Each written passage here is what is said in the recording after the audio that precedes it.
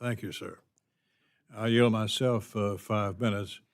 Mr. Secretary, rural communities, which are often ignored by Washington, face unique challenges, one of which is access to reliable broadband.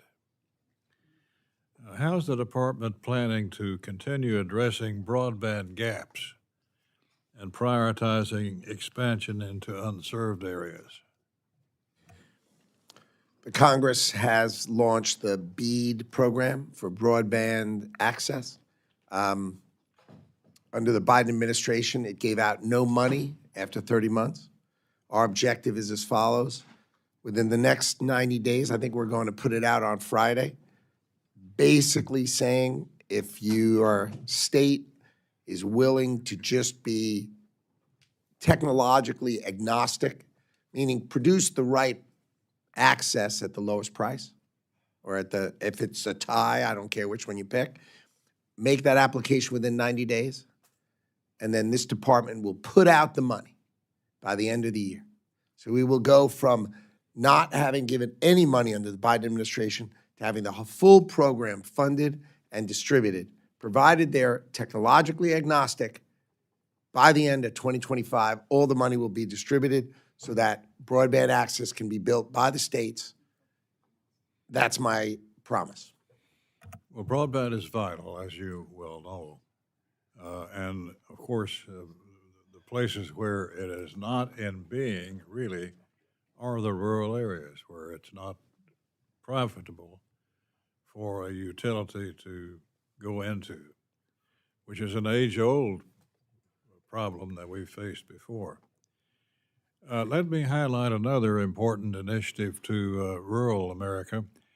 That's EDA, Economic Development Administration, particularly the one to have assistance to coal communities.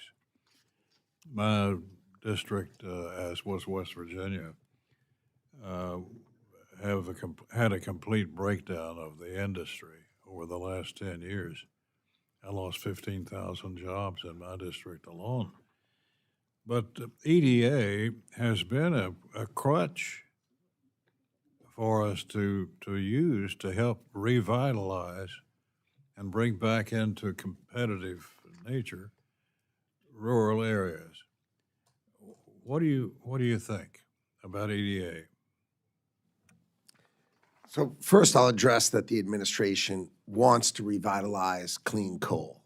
We think it's vital to America. And so for both yourself and the representative I just spoke to, you should rely on this administration to bring back clean coal because it is vital. The country needs power.